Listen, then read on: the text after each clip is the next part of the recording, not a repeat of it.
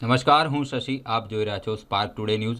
સંત નિરંકારી મિશન દ્વારા રક્તદાન શિબિરનું આયોજન કરવામાં આવ્યું હતું. તારીખ 24/12/2023ના રોજ નિરંકારી સદગુરુ માતા સુદીક્ષાજી મહારાજના આશીષ થકી આચાર્ય એમ્પાયરની પાછળ અક્ષર પેરાડાઇઝની પાસે અટલાદરા વડોદરા સ્થિત સુંદર રક્તદાન શિબિરનું આયોજન કરવામાં આવ્યું હતું. રક્તદાન શિબિરનું ઉદ્ઘાટન વડોદરા ઝોનલના ઝોનલ ઇન્ચાર્જ શ્રીમતી બલજીત કૌરજીના વરદ હસ્તે કરવામાં આવ્યું હતું, જેમાં વડોદરા સંત નિરંકારી મિશનના સંયોજક શ્રી ભાવેશ ચેલાણીજી તેમજ સેવાદળના ક્ષેત્રીય સંચાલક શ્રી સુંદરજીતજી ઉપસ્થિત રહ્યા હતા. સદગુરુ બાબા હરદેવસિંહજી મહારાજ એક નવી સેવા સંત નિરંકારી મિશનના સમાજ કલ્યાણ વિભાગની સાથે જોડીને સંદેશ આપ્યો હતો કે રક્ત નાડીઓ में बहना चाहिए, नालियों में नहीं. 1986થી આ સેવા પ્રારંભ થઈ છે. આજે પૂરા વિશ્વમાં નિરંકારી મિશન વર્ષમાં 2 વખત રક્તદાન શિબિરનું આયોજન કરે છે. રક્તદાન શિબિરની સાથે સાથે મુંબઈથી પધારેલા આદરણીય પ્રચારક મહાત્મા શ્રી સંતોષ બાબરજીની અધ્યક્ષતામાં નિરંકારી સત્સંગનું પણ આયોજન કરવામાં આવ્યું હતું. निरंकारी मिशन की ओर से ये जो रक्तदान शिविर हम यहाँ पर बील ब्रांच में वडोदरा में जो देख रहे हैं, वाकई मानव कल्याण के लिए इसका आयोजन हुआ है।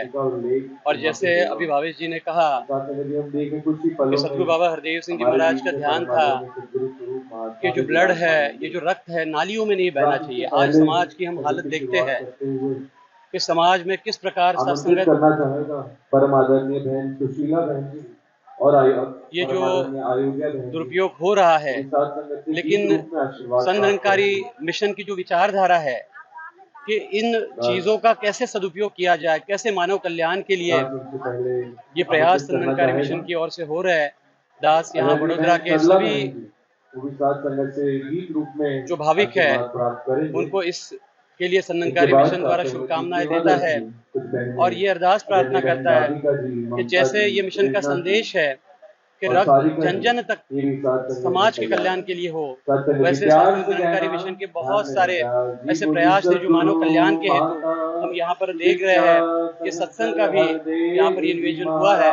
तो जहाँ पर सत्संग मानव कल्याण का जो सशक्त साधन है, तो वैसे सत्संग ब्रह्म अनुभूति भी सत्संग सभी को हो, यही। और मैं फिर एक बार यहाँ के सभी प्रबंधकों को इसकी शुभकामनाएं देता हूँ। प्रेम से कहिए धन्यवाद। संतोष बाबर કરવી, પોતાના જીવનના લક્ષ્યની જાણકારી પ્રાપ્ત કરવી, એ હેતુને સાર કરવા માટે સામાજિક કલ્યાણ હેતુ આજે એક રક્તદાન શિબિરનો એક આયોજન કરવામાં આવ્યું છે.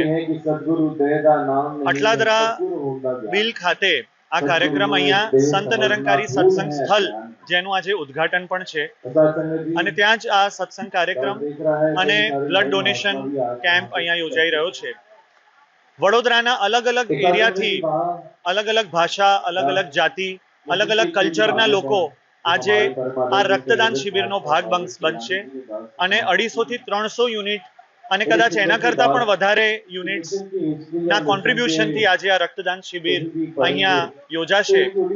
સદગુરુ બાબા હરદેવસિંહજી મહારાજ હંમેશા કહેતા કે લોહી, રક્ત નાલીઓમાં નહીં પણ નાડીઓમાં, માણસોની નાડીઓમાં વહે, એ હેતુથી આ એક સમાજ કલ્યાણના હેતુથી આ એક કાર્યક્રમ દર વર્ષે 1 કે 2 વખત ભારત વર્ષ અને 65 થી વધારે દેશોમાં રક્તદાન શિબિર યોજાતું હોય છે.